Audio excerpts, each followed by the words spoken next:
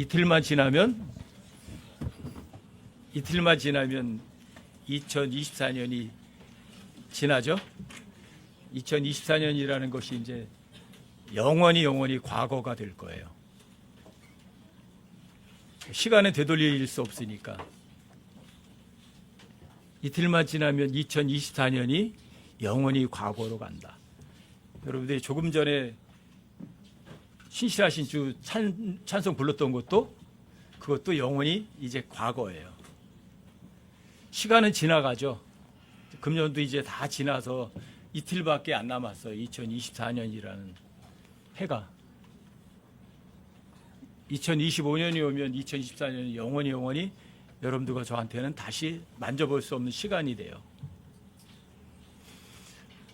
지나간 시간 이렇게 여러분들이 지나가 보시면 후회할 만한 거 없으신가? 아니면 온통 다 후회할 것뿐인가? 어느 쪽인 것 같으세요? 지나고 보니까 너무 안타깝다. 너무 후회할 것밖에 없다.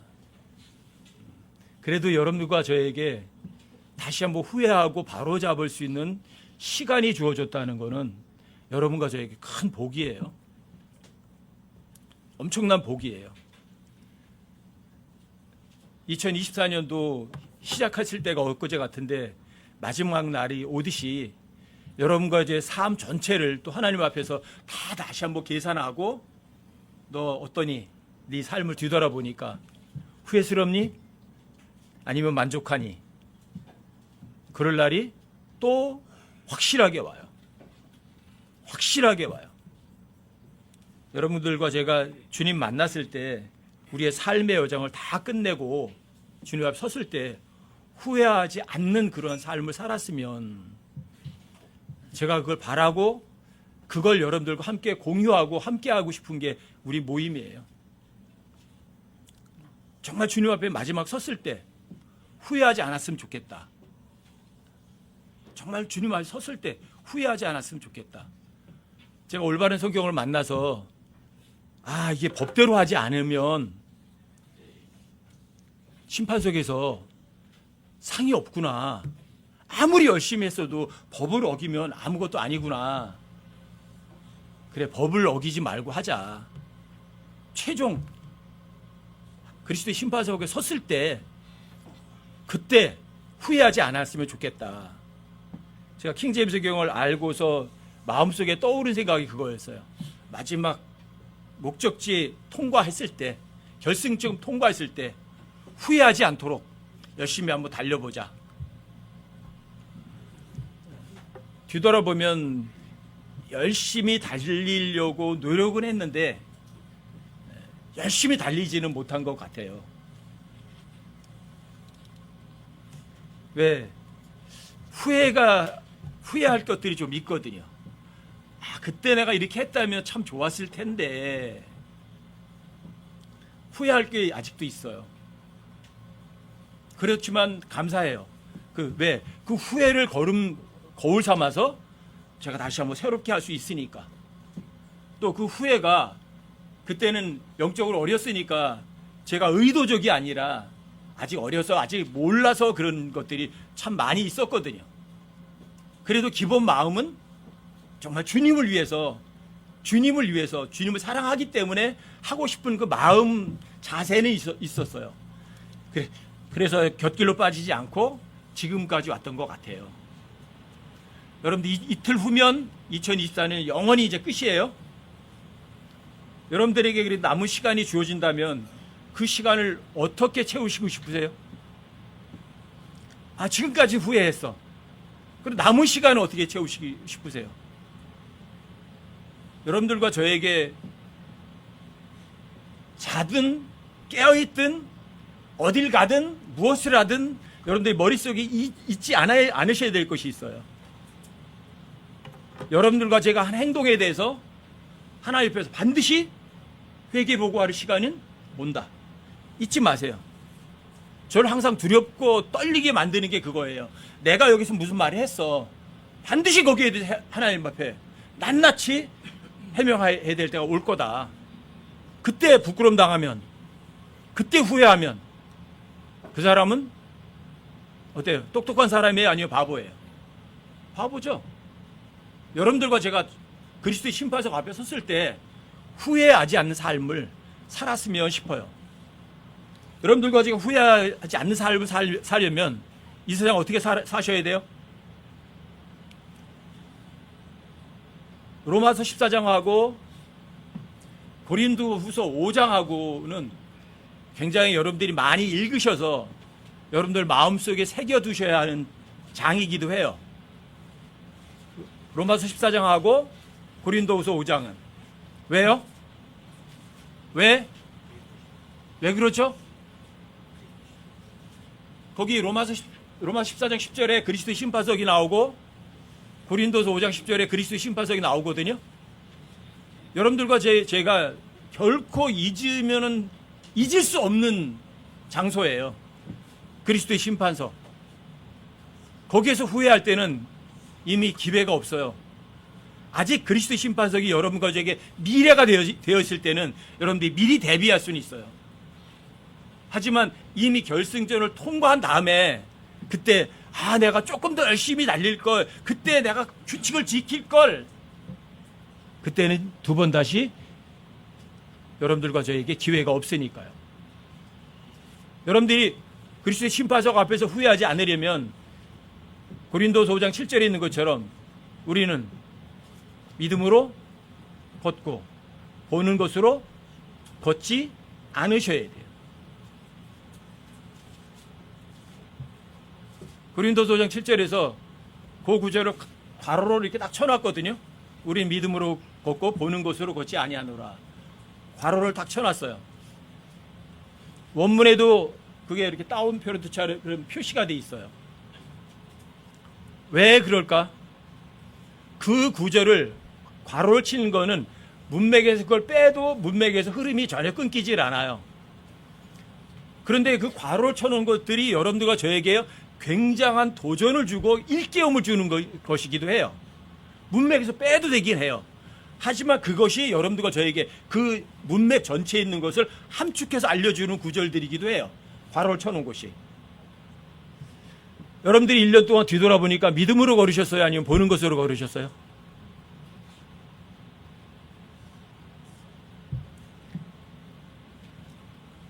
로마서 14장에 보시면 로마서 14장을 한번 펼쳐보세요.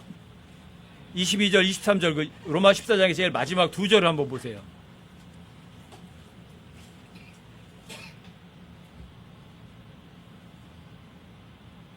(22절) (23절이요) 제가 이제 읽어드릴게요.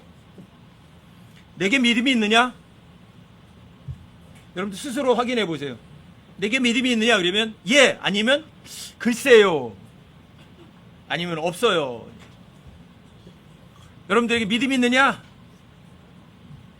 하나님께서 묻든지 또는 바울이 여러분들에게 묻는다면 여러분도 뭐라고 답변하실 수 있으시겠어요? 내게 믿음이 있느냐? 믿음을, 그것을 하나님 앞에서 너 자신을 위해 가지고 있으라. 왜 하나님 앞에서 믿음을 가지고 있어야죠? 여러분, 믿음으로 걷지 않으면 그리스도의 심판석 앞에 가서 후회할 거니까, 부끄럼 당할 거니까. 자기가 허용하는 그것으로 인해 자기를 정죄하지 아니하는 자는 행복하도다. 여러분들이 하나님 앞에서 내가 나를 하나님 앞에 섰다고 가정을 해서 내가 나를 정죄하지 않을 수 있는 사람들은 진짜 행복한 사람이죠. 다른 사람 모르지만 내가 나 자신을 아니까. 여러분이 내가 나를 책망하지 않을 수 있다면, 왜? 믿음을 갖고 있으니까. 그렇다면 그 사람 진짜 행복한 사람이죠. 여러분은 어떠세요? 행복하세요?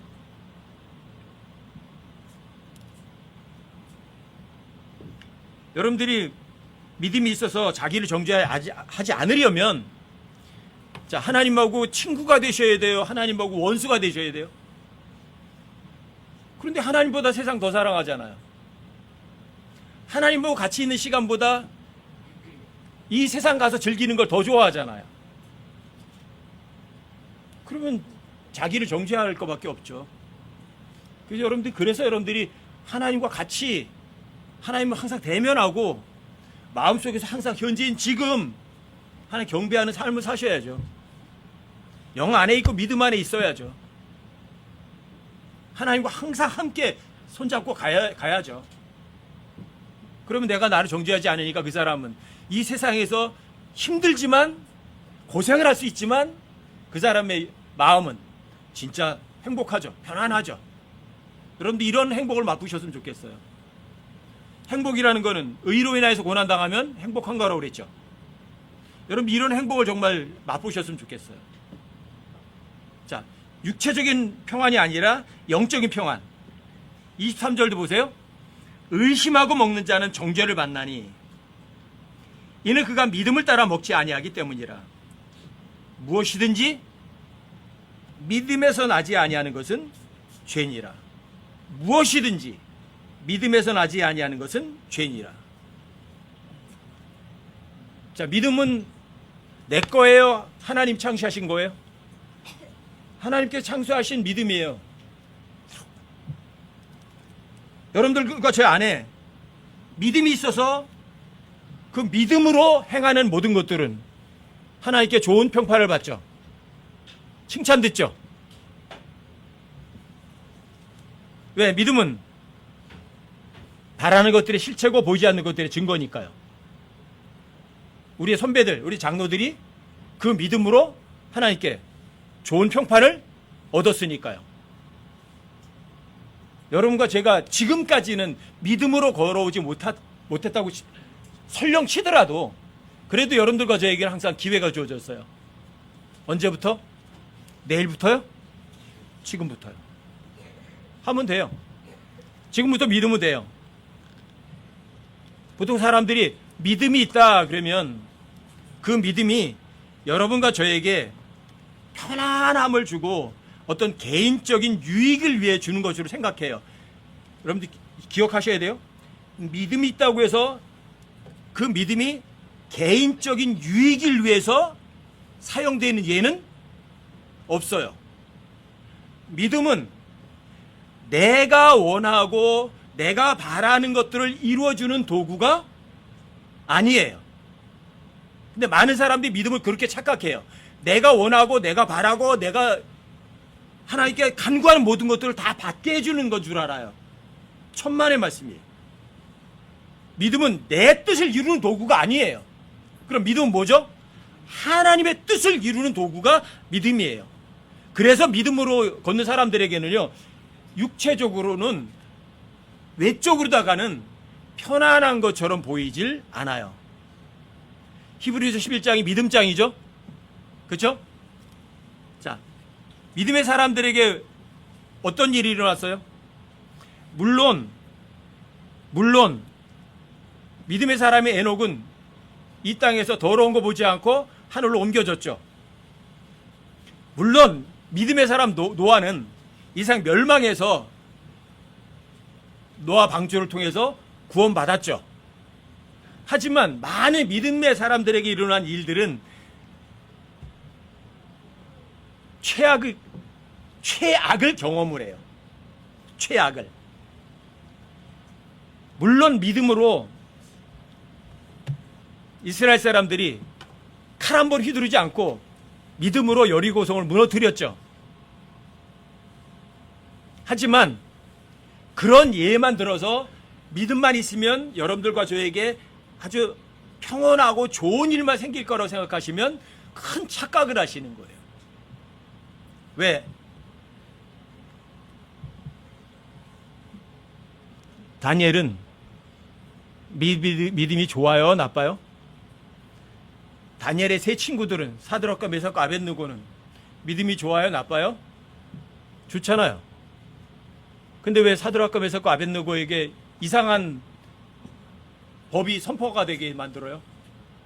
왜 금신상을 세워놓고 거기에 하라고 그러는 그런 법이 왜 생겨요? 믿음이 좋은 사람들인데. 왜 그 사람들에게 왕 앞에 자기의 신앙 고백하게 해요? 그리고 왕을 왜 화나게 만들어서 사드락과 메삭과 아벳느고가 7번이나 더 뜨거워진 윤광로 속에 왜 던져지게 만들어요? 믿음은 역경이나 환난을 피해가게 만들어주는 것이 아니에요. 다니엘이 하루에 3번 예루살렘 향해서 경배했기 때문에 사자굴에 던져지는 거 여러분들이 다 아실 거예요. 그렇죠? 아니 다니엘이 믿음이 없는 사람이 아니잖아요. 근데 왜 사자굴에 던져져요? 믿음은 여러분들과 저에게 어려운 상황을 피해가도록 만들어주지 않으세요. 그럼 믿음은 뭘 만드는 거예요? 여러분들과 저에게? 그 어려운 상황 가운데서 보호해 주시고 지켜주시래요. 낙담하지 않게 만들어요. 그게 믿음이에요. 여러분 믿음만 있으면 뭐 에녹처럼 이 세상에 더러운 꼴 안 보고서 휙 올라갈 줄 안다고요. 이 세상에 고생 안 할 줄 알아요. 아니요. 믿음은 그런 게 아니라고요. 내가 원하는 대로 해주는 것이 믿음이 아니라고요. 왜? 믿음의 창시자는 예수님이시니까. 예수님 믿음이 있으셨어요? 없으셨어요? 예수님이 누구 아들이에요? 하나님의 아들이에요. 그런데 왜 예수님이 십자가에 못 박혀 죽는 고난을 당하셔야 돼요? 왜 그게 하나님의 뜻이에요? 이게 믿음이에요. 믿음이라고 해서 여러분들과 저에게 어려움을 피해가게 해주는 게 믿음이라는 생각은 깨끗이 버리세요. 여러분과 삶에 어려움이 닥쳐요. 그 어려움이 이런 모양 저런 모양 여러 가지 모양으로 닥쳐요. 여러분들과 저에게 그 믿음을 시험하기 위해서 술 한 잔이 주어질지도 몰라요. 술 마실래 아니면 하나님 이거 버릴래? 둘 중에 하나예요. 그게 믿음으로 걷는 거예요. 거기에서 승리하실 수 있으셔야 돼요. 그 작은 것 하나도 승리 못하면 그 다음 거는요. 애시당초 이길 가능성 전혀 없어요. 그거보다 더 어려운 시험이 오더라도 그 작은 것 하나 탁 던져버리고 작은 것 하나 던지고 하나님을 선택하고 작은 것 하나 포기하고 하나님을 선택하면 여러분들과 저에게는요. 외쪽에 볼 때는 점점 더 큰 어려움이 와요. 점점 더 큰 어려움이 와요. 근데 작은 거 하나도 못 던지면 그 사람에게는 다른 어려움은 주지도 않아요. 왜요? 그 시험 정답 쓸 이유는 저 사람은 절대 정답 못 쓰거든요. 안 줘요. 그러면 그 사람 나중에 하나님 갔을 때 후회해요. 아, 내가 그때 그거 하나 포기하고 하나님 선택할 걸. 하지만 그때는 때는 이미 늦어요. 그리스도의 심판석 앞에서 후회하는 사람만큼 저는 가장 어리석은 사람 없다고 확신해요. 이 세상에서 차라리 후회하세요. 내가 조금 더 열심히 할 걸. 저 사람이 날 미워했는데 저 사람에게 내가 정말 고맙습니다 하고 정말 저 사람이 더 잘해줄 걸. 왜 그 기회를 놓치세요? 이게 믿음의 사람들이에요. 여러분들에게 칭찬해주고 여러분들에게 잘해주는 사람들에게 잘해주는 거는 누구도 잘한다고요? 그건 이방인들도 다 잘한다니까요. 여러분들과 제가 다른 건 뭐죠? 세상 사람들은 날 미워하면 같이 미워해줘요. 날 사랑해주면 같이 사랑해줘요. 여러분과 저는 뭐가 다른 거죠? 정반대죠. 저 사람한테 못되게 하는데 나는 잘해주는 사람이 그게 하나님께 하늘에 속한 사람들 아니에요? 그게 믿음으로 걷는 사람 아니에요? 근데 잘해주면 나도 잘해주고 저 사람 못해주면 나도 못해주고 이 세상 이방인들보다는 못한 거죠. 여러분 그게 믿음으로 걷는 사람이에요? 그런 사람이 나중에 후회하는 거예요. 왜요? 하나님께서 여러분들과 저에게 어려움을 준 거는 뭐냐면 사드락과 메삭과 아벳느고에게 금신상이 생기고 7배는 뜨거운 용광로가 던져지게 만드는 상황은 뭐냐면 사드락과 메삭과 아벳느고에게 하나님께서 엄청나게 큰 보상을 줄 기회를 제공해 주신 거죠. 그렇죠? 잊지 마세요. 여러분과 저도. 이게 믿음으로 걷는 사람들이에요. 다니엘이 굶겨진 사자굴에 던져졌어요. 근데 사자들이 다니엘을 잡아먹어야 하냐면 다니엘과 같이 친구하고 가만히 있어요. 안 잡아먹어요. 누구하고 같이 있으니까 하나님과 함께 있으니까. 다니엘에게 순수한 믿음을 확인할 수 있는 계기를 만들어주신 거예요. 감사해요? 감사하지 않아요? 감사해요. 그리고 여러분과 저에게 오는 여러 가지 나쁜 상황 같은 걸요. 여러분들이 다니엘과 사드락과 메삭과 아벳느고 믿음의 사람들에게서 배우세요. 히브리서 11장 뒤쪽에 보면 믿음의 사람들에게 생긴 여러 가지 일들이 거기 뭐 36절, 37절, 38절에 보면 이렇게 써 있어요. 그 사람들이 심한 조롱과 채찍질을 받았대요. 어떤 사람이? 믿음의 사람들이. 또는 감옥에 갇히기도 하고 묶여가지고 얻어 터지기도 했대요. 어떤 사람들은 돌에 맞았대요. 어떤 사람들은 톱으로 켜서 죽임을 당했대요. 어떤 사람인데? 믿음의 사람들인데. 어떤 사람은 칼로 죽임을 당했고, 어떤 사람은 지갑도 뺏기고 다 집에 쫓겨나가지고 양가죽과 염소가죽을 입고 떠돌아다녔대요. 고정된 삶의 터까지 다 뺏긴 거예요. 그게 믿음의 사람들이에요. 그 믿음의 사람들인데 궁핍과 고난과 고통을 당했대요. 어떤 사람들이에요? 믿음의 사람들인데. 근데 이 사람들이 그 상황에서 궁핍과 고난과 고통을 당하고 심한 조롱과 채찍질을 맞으면서 하나님 왜 나한테만 이렇게 힘들게 합니까? 하고 하나님이 원망했겠어요? 원망했어요? 행복했어요. 왜? 의로 인하여 고난을 당하면 행복한 거니까. 이게 믿음의 사람들이에요. 세상 사람들이 볼 땐 여러분과 저에게 최악의 상황처럼 보이는데 그 상황을 이길 힘을 주는 게 그 믿음이거든요. 그 어려운 상황에서 하나님께 감사합니다. 진심으로 감사합니다. 고맙습니다. 할 수 있는 게 그게 믿음의 사람들이거든요. 그런 사람들이 나중에 그리스도 심판석 앞에서 후회하지 않는 거거든요. 여러분들과 제가 정말 그랬으면 좋겠어요. 누군가 여러분과 저를 힘들게 하는 사람이 있어요? 정말 고맙습니다 하세요. 여러분과 저를 누군가 비난하고 모함하는 사람이 있어요? 해명하지 마세요. 주님께 감사합니다 하세요. 그게 믿음의 사람들이에요. 그게.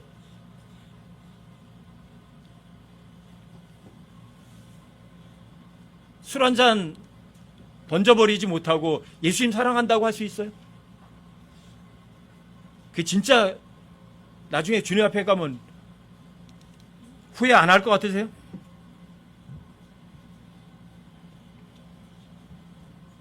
사람들은 믿음이 있으면 이 세상에서 물질적으로 경제적으로 풍요할 거라고 생각을 해요.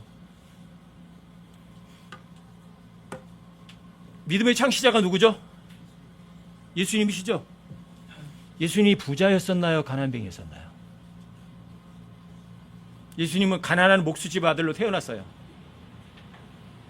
예수님이 가정이 가난했다는 것은 마리아가 드린 헌물을 보면 알아요. 뭘 드렸어요? 비둘기 새끼가 갖다 드렸어요. 그만큼 양을 드릴 만큼 부자가 아니었던 거예요. 가난했어요. 예수님이 어떤 학위를 가졌나요? 어떤 학벌이었죠? 학교에서 아무것도 배운 거 없으세요. 가진 것도 없으셨어요. 예수님은 자기 머리둘 집도 없으셨어요. 그러면 예수님은 믿음이 없으셔서 그랬나요? 여러분들이 예수님처럼 바울처럼 정말 받는 것보다 주는 것을 더 기뻐하는 그러한 삶을 살 수 있다면 여러분과 저는 주님 앞에 가면 후회하지 않겠죠. 저 여러분과 제가 다 정말 그렇게 살았으면 좋겠어요. 남한테 받는 것보다는 주는 것에 모든 것을 쏟아붓는 그런 삶. 예수님이 이 세상에서 물질적으로다 경제적으로다가 환경적으로 볼 때는 가난한 사람 맞았어요. 하지만 예수님이 불행하셨어요? 행복하셨어요? 왜 행복하셨어요? 의로 인해서 고난당해서 십자가 못 박혀 죽으셨으니까. 의로 인해서 고난당하는 거 행복한 거니까요. 의로 인해서 고난당하는 것이 행복하다는 걸 여러분들이 머릿속에 꼭 집어넣으세요. 행복이란 내가 잘못한 것 없이 고난당하는 거다.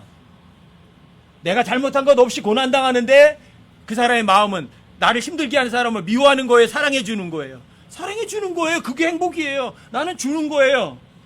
저 사람 못된 걸 주는데 나는 좋은 걸 주는 거예요.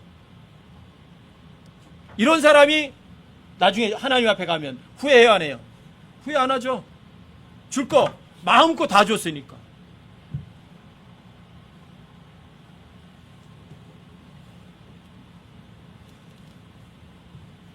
여러분들과 제가 정말 지난 2024년은 여러분들이 후회할 것 투성이로다 많이 점철되어 있고 가득 찼지만, 여러분들에게 주어지는 새로운 한 해가 시작된다면 후회할 것 하나도 없는 사람 됐으면 좋겠어요. 창세기 1장에서 누가 보기에 좋다고요? 몇 번 나온다고요? 절대 진리예요. 하나님 보시기에 좋은 것이 좋은 거예요. 내가 보기에 좋은 거 아니에요. 하나님이 나쁜 분이에요? 좋으신 분이세요? 하나님 한 분만 좋은 분이세요. 좋은 일, 선한 일 할 수 있는 분은 하나님 한 분밖에 안 계세요. 근데 놀랍게도 그분이 이 땅에 오셔서 여러분과 저를 위해서 피를 흘려주셔서 여러분들의 죄값 깨끗이 해결해 주시고 여러분들과 저를 하나님의 아들로 입양시켜 주셨어요. 그리고 여러분들과 이 썩어빠질 몸뚱이까지도 예수님의 영광스러운 몸처럼 변화될 수 있는 특권까지 주셨어요. 자, 누굴 기쁘게 하시겠어요? 여러분과 저의 모든 것을 해결해 주시고 영원한 생명을 주신 그분의 말씀을 어떻게 여러분들이 거절할 수 있겠어요? 그분의 삶을 어떻게 여러분들이 본받지 않겠어요? 예수의 삶을 본받아 살아야죠. 예수님 물질적으로 가난했어요. 하지만 예수님이 누구에게 손을 내밀고 구걸하셨어요? 아니면 주셨어요? 여러분, 줄 마음만 있으면 얼마든지 줘요. 예수님이 5,000명 먹였어요. 뭐 가지고? 빵 5개하고 보리 물고기 2마리 가지고. 부스러기만 12광주를 거뒀대요. 그 예수님 거였어요? 하지만 줄 마음만 있으면 하나님께서는 어린 소년을 통해서라도 공급해 주셔서 그거 가지고 또 그 엄청나게 많은 사람들에게 줄 수 있는 거를 베풀어 주는 게 하나님이세요. 여러분, 오병이어 기적거리니까 그 예수님에 가면 있는 거야. 천만의 말씀이요. 여러분과 저에게 다 있어요. 왜요? 하나님께서 그런 본보기를 보이셨으면 여러분과 저에게도 똑같은 일들이 반복되거든요. 그분이 하나님의 아들인 것처럼 여러분과 저도 하나님의 아들이거든요. 여러분의 삶 속에서 그런 기적적인 것들을 실제로 경험해 보셔야 돼요. 실제로 삶 속에서 일어난 실제적인 일들을. 제가 오후에는 여러 형제님들이 설교하고 뭐 이러는 것보다는 여러분들의 삶 속에서 일어난 여러 가지 여정, 신앙 여정들을 서로 이렇게 나누는 시간들도 좀 가졌으면 어떻겠나 싶어요. 왜? 여러분과 삶 속에서 일어나는 모든 것들이 우연히 일어나는 일은 없어요. 여러분들과 제가 인식하지 못해서 그렇지. 왜? 성경에서 우연히 일어나는 건 없어요. 전부 다 필연이에요. 여러분들과 저에게 이런 일이 일어났다. 왜 믿음의 단련이 일어났나? 왜 불같은 시련이 있나? 원인이 있어요. 거기에는. 여러분들과 제가 죄를 짓지 않았는데 그런 일이 온 건지, 아니면 여러분들과 제가 나를 스스로 속여서 뭔가 잘못된 선택 때문에 그 불같은 시련이 왔는지 다 알아요. 그런데 그 불같은 시련도 이겨내는 것도 내 능력은 아니에요. 누구예요? 하나님의 은혜예요. 자, 이런 삶의 과정 가운데 일어나는 여러 가지 여건들, 과정들을 여러분들이 서로 공유한다면 굉장히 좋지 않을까? 이런 생각이 들어요. 그래서 오후의 시간에는 그런 시간으로 좀 이렇게 꾸며갔으면 가능한 한. 그래서 여러분들에게 말씀드리는 거예요. 여러분들에게 삶의 여정 가운데서 하나님의 그 주의 손길을 느끼고 또는 경험한 것들을 여러분들이 준비가 되시면 언제든지 저한테 미리 얘기해 주시면 시간을 언제든지 드려요. 지난번에 우리 방정식 형제님이 좀 떠뜸 이렇게 하긴 했지만, 이 앞에 안 나오던 사람이 나오면은 머리가 하얘지거든요. 아무리 준비 잘해도 잘 못하거든요. 그럴지라도 여러분들에게 실제 삶에서 겪어본 주님의 손길, 삶의 여정들, 이런 것들을 함께 나누는 것들이 서로를 알아가는 데도 아주 도움이 될 것 같아요. 꼭 하나의 말씀을 가지고 이렇게 설교하고 막 이러는 것보다도. 그래서 새해에는 그런 시간들을 좀 많이 가졌으면 하고 제가 바라는 거예요. 제 삶에 일어난 일을 여러분들에게 그런 여정을 다 얘기한다면 3박 4일 여기 앉아서 얘기해도 저 다 못 풀어요.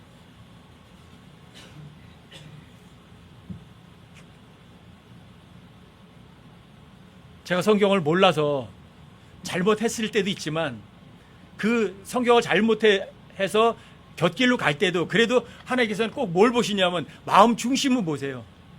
네가 열심히 하긴 했어. 근데 누구 때문에? 그 이유는 하나님 때문이야.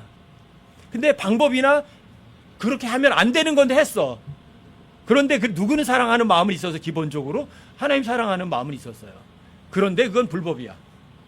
그건 규칙을 어긴 거야. 이런 것들이 굉장히 많았어요. 열심은 있었어. 하지만 그건 법은 어긴 거야. 이런 것들. 근데 그 당시에는 몰랐어요. 왜? 그땐 법에 대해서 잘 무식했으니까. 나중에 지혜라고 나니까 전부 다 합력해서 선을 이루는 거예요. 로마서 8장 28절이 굉장히 중요한 구절이에요. 그 사람이 어떤 사람이에요? 모든 것이 합력하여 선을 이루는 사람이 어떤 사람? 하나님을 사랑하는 사람이에요. 어떤 사람? 그 사람이 진짜 하나님 사랑하는 거예요. 그런데 잘못했어요. 그거는 합력의 선을 이루어요. 또 그분의 뜻대로 부르심을 받은 사람이에요. 그분의 뜻대로 부르시는 받은 사람이에요. 내 뜻대로 가는 사람이에요. 내 뜻대로 가는 사람에게는요, 모든 것이 합력과 선을 이룬 건 아니에요. 하나님을 사랑하는 거예요. 그분의 뜻대로 부르심을 받는 거예요. 그 사람이 뭔가 잘못하더라도 하나님께서 그걸 합력의 선을 이뤄 가시는 거예요. 하나님 뭘 보시는 거예요? 여러분 외모 보시는 거예요? 아니요. 여러분 속 중심 보시는 거예요. 성경을 잘 몰라서 제가 열성밖에 올려서 했는데 정말 하나님 사랑했다면 합력의 선을 이루는 거죠. 제 삶을 뒤돌아보면 그런 것들이 너무 많아요. 저는 고등학교 2학년 때 학교 퇴학당하고 놀 때 영순 목사님이라는 분이 와서 부흥회를 하셨어요. 부흥회를 하셨는데 엄마가 저도 이제 할 일 없잖아요. 이제 학교도 안 가니까. 부흥회 같이 참석했는데 엄마가 서원헌금을 하신 거예요. 옛날에는 이렇게 헌금하면 봉투에다 뭐 이렇게 쓰잖아요. 둘째 아들을 주의 종으로 드린다고. 제가 둘째 아들이거든요. 영수 목사님 강단에서 막 그걸 이렇게 읽으시는 거예요. 너무 놀랐어요. 나온 다음에 엄마한테 가서 막 그래서 엄마가 내 인생 살아주는 거야? 그때 제가 무신론자로다가 많이 바뀌었을 때거든요. 왜 엄마 마음대로 내 인생을 마음대로 하려고 그러냐고. 그래서 더 곁길로 빠졌거든요. 결국은 하나님 그 서원을 들어주시는 거예요. 이거 우연이 아니에요. 이런 것들이 삶 속에 일어난 일들이 하나하나가 그 사람들이 하나 한마디 툭툭 던지는 것 하나까지도 하나님께서는요, 하나님의 손길이 거기 다 묻어 있는 거예요. 이게 여러분과 제 삶의 여정이에요.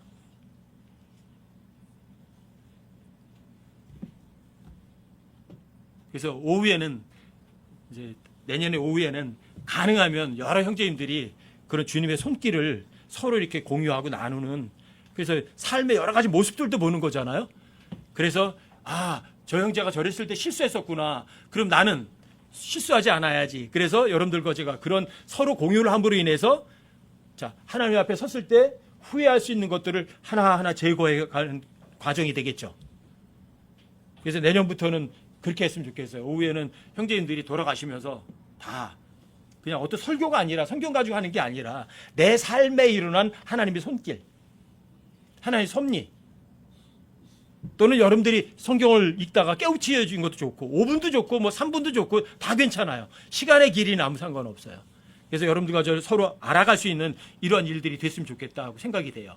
왜? 이런 것을 통해서 저 사람 실수를 통해서 여러분들과 제가 후회하지 않는 것들을 다시 한번 경험할 수 있으니까.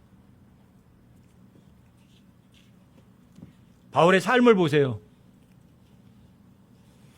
바울은 예수님 만나기 전에는 세상 사람들이 볼 때는 다 부러워하는 삶이었죠. 그렇죠? 가말리엘 문화에서 배웠잖아. 그 당시를 보면 최고학부 출신이잖아. 그 당시를 보면 많은 사람들이 존경할 수 있는 바리새인이었잖아. 근데 예수님 만나고는 세상 사람들에게 칭찬받을 수 있는 것들을 깨끗하게 버렸어요. 다 똥으로 여겼어요. 그리고 바울의 삶은 육체적인 편안은 없었어요. 자기가 쓰고 자기가 필요한 모든 것들은 자기가 스스로 일을 해서 벌었고, 또 자기가 스스로 일을 해서 번 것 가지고 주변의 형제 자매들까지도 섬기는 그런 삶을 살았어요. 이게 바울이에요. 육체적으로다가는 편안했어요, 아니면 고생했어요? 다른 지체들에게는 부담을 줬어요, 안 줬어요? 아무 부담도 주지 않았어요. 어떤 폐도 끼치지 않았어요. 이게 바울이었어요. 예수님이 어떤 사람들에게 부담 줬나요? 예수님께서 어떤 사람들에게 폐를 끼쳤나요? 그러니까 예수님이나 바울 같은 분들은 나중에 결산할 때 후회할 게 없겠죠. 여러분과 저는 어떠세요? 예수님과 바울의 삶을 비춰보면 여러분과의 저의 삶이 고린도전서 15장 19절에 있는 것처럼 이 세상 삶이 여러분과 저 삶이 전부라면 전 정말 성경 안 잡아요. 하나님 절대 입에 안 올려요. 이 세상 잘 먹고 잘 사고 편하게 살 거예요. 악착같이 돈 가지고 행세할 거예요. 하지만 여러분의 삶이 이 세상 삶이 전부인가요? 아니면 그리스도 심판석 앞에 가서 섰을 때 후회하지 않는 사람이 제대로 산 삶 아닌가요? 여러분 후회하지 않도록 사시자고요. 그리스도 심판석 하나님 앞에 섰을 때 기억하세요? 믿음으로 걸으실래요? 아니면 보는 것으로 걸으시겠어요? 다시 한번 기억해 주세요. 믿음은 개인적인 어떤 유익이나 평안을 위해서 사용되는 적은 있다 없다? 전혀 없어요. 내 뜻을 성취하기 위한 도구냐, 아니면 하나님의 뜻을 성취하기 위한 도구냐? 어느 거죠? 하나님의 뜻을 성취하기 위한 도구예요.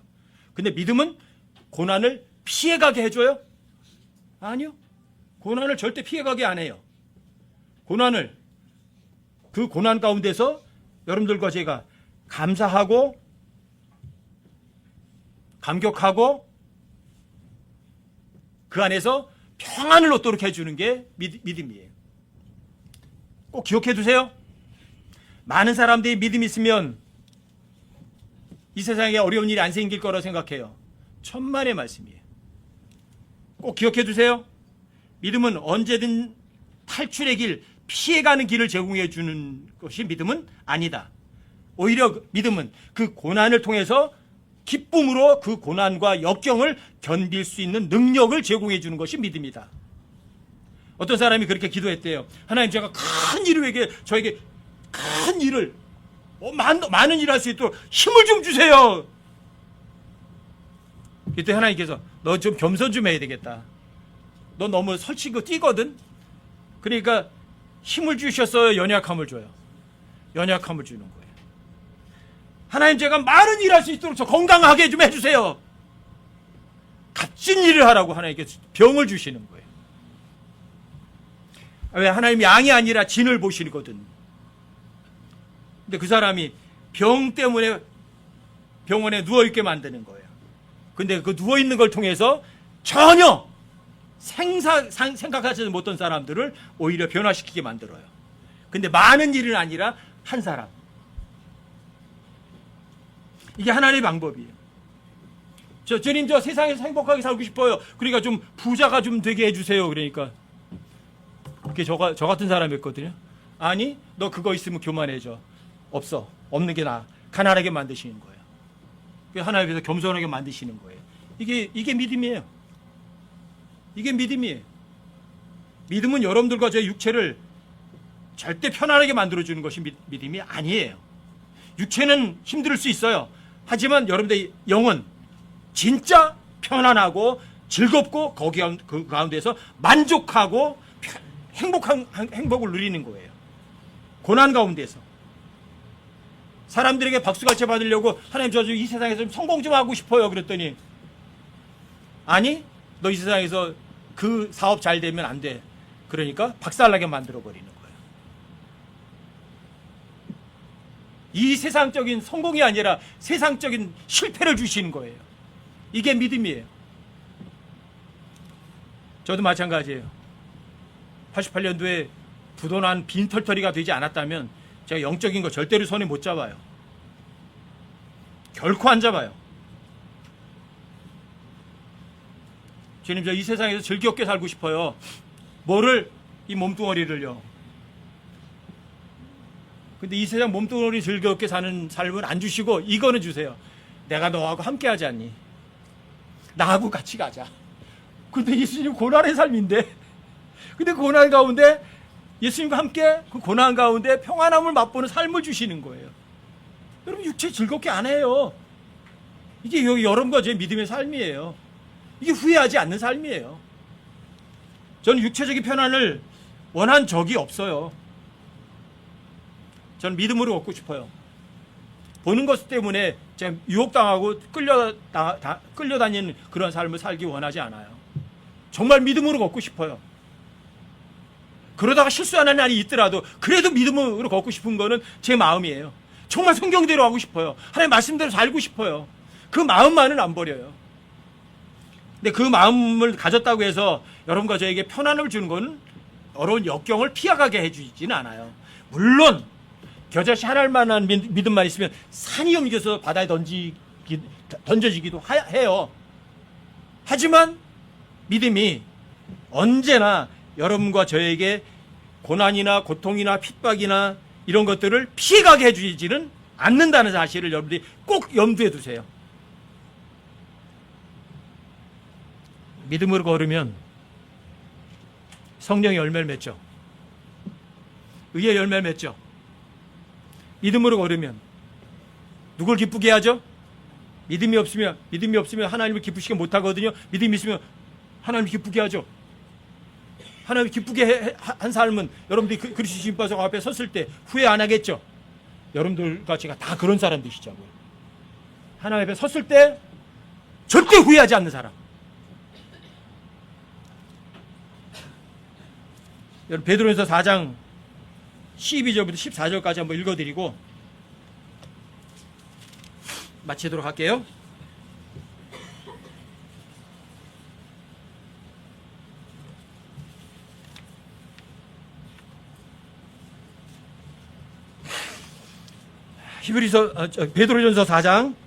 베드로전서 4장 12절부터 14절까지요. 이 구절은 제가 엄청 사랑하는 구절이에요. 제가 읽을 때마다 엄청나게 감격하고 마음으로다가 받아들이는 그런 말씀 중에 하나예요. 너무 감사해요, 이 구절이. 12절부터 14절까지 한번 읽어드릴게요. 사랑하는 자들아, 너희를 단련하려고 오는 불같은 시련에 관하여는 마치 이상한 일이 너희에게 일어난 것 같이 이상히 여기지 말고 오히려 너희가 그리스도의 고난에 참여하는 자가 되었으므로 기뻐하라. 이것은 그분의 영광이 드러날 때에 너희가 넘치는 기쁨으로 또한 즐거워하게 하려 함이니라. 너희가 그리스도의 이름으로 인해 비방을 받으면 행복한 자로다. 영광의 영 곧 하나님의 영께서 너희 위에 머물러 계시느니라. 그분께서 그들 편에서는 비방을 받으시나 너희 편에서는 영광을 받으시느니라. 여러분들의 삶이 14절처럼 사셨으면 좋겠어요. 그리스도의 이름으로 해서 비방을 받으면 어떤 사람이라고요? 행복하대요. 여러분들 이 행복을 맛보셨으면 좋겠어요. 여기 보면 단련하려고 오는 불같은 시련이 나오죠. 여러분들과 저를 단련하려고 오는 불같은 시련은 여러분들과 제가 뭔가 죄를 짓든 잘못했을 때 오는 어려움들이에요. 이런 것들이. 근데 여러분들과 제가 이런 하나님의 말씀을 잘못해서 여러분들에게 오는 여러 가지 어려움들도 많이 있어요. 근데 이게 단련이에요. 여러분들. 불같은 시련이에요. 여러분들이 죄 안 지어서 오는 것이 아니라 뭔가 잘못해서 오는 불같은 시련들, 이런 과정들이 있어야 나중에 여러분들이 의로 인해서 고난받을 때도 행복을 느껴요. 내가 잘못 선택해서 오는 고난을 가지고 그런 단련을 받은, 여러 번 단련받은 사람들은 자기가 죄 없이 잘못한 것 없이 오는 그리스도의 고난에도 동참할 수 있어요. 여러분들과 제가 뭔가 실수를 해서 삶의 어려움이 오고 고난이 올더라도 어때요? 그거 불평할 거예요? 감사할 거예요? 누군가 여러분들과 저를 힘들게 하는 사람이 있으면 그 사람 여러분들이 비난하고 손가락 하시겠어요? 아니면 그 사람에게 마음 중심으로 진심으로 감사하세요? 저 진심으로 그래요. 외부분들이 다 그런 얘기를 해요. 꼭 형제는 그 사람에 대해서 뭐 얘기하지 마세요. 그래서 왜 잘못하지도 않았는데 왜 그 사람 욕하고 우리 비난하냐고. 저 그런 소리 들으면 굉장히 고마워요. 저를 비난해 준 그 지체가 고마워요. 왜요? 너무 감사해요. 왜요? 저 사람은 나한테 미움을 주지만 나는 좋은 것을 줄 수 있는 기회를 그 사람이 제공해 준 거잖아요. 그런 기회가 없으면 여러분들과 제가 그 사람에게 좋은 것을 줄 수 있는 기회 자체가 없어져요. 그렇죠? 진심으로 고마워요. 하나님 정말 고맙습니다. 그 지체가 저를 비난하고 뭐가 했다고 하는데 저는 고맙습니다. 왜? 저는 그 지체를 위해서 조금 더 사랑을 베풀고 그 지체를 위해서 제가 중보해 줄 수 있고 긍휼을 베풀 수 있는 기회를 주셔서 정말 고맙습니다. 그래요. 여러분들도 한번 해보세요. 여러분들과 저를 누군가 비난하고 욕하고 힘들게 하는 사람이 있다면 여러분들이 마음 중심으로부터 하나님께 감사하고 그 지체에게 주겠다는 마음 자세부터 한번 가져보세요. 그런 사람들은 나중에 그리스도 심판석 앞에 서셨을 때 후회하지 않아요.